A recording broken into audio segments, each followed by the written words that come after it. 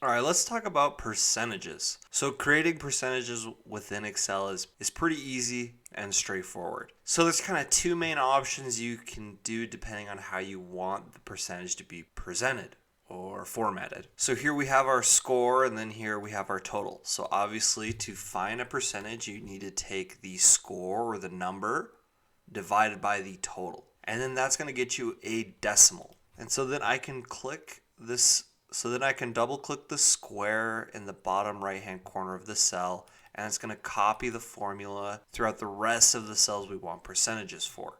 And so you can see here that there's a bunch of different decimal places here. So what we can do to make that look a little bit nicer and to be actually presented as a percentage, what we can do is highlight all of those cells, go to the Home tab, and over here by numbers, just hit that percentage. And so it's going to change all of it to a percentage. And then we can click this to add decimals or remove decimals pretty easily.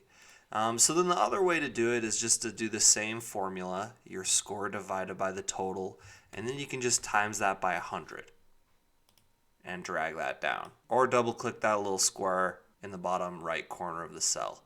So then we'll select those. We don't want all those decimals, so we can just kind of get rid of all of those, and then you can present it like that. So pretty straightforward, pretty simple, but that is essentially how you calculate percentages in Excel. Thanks so much for watching. Appreciate it. Have a great rest of your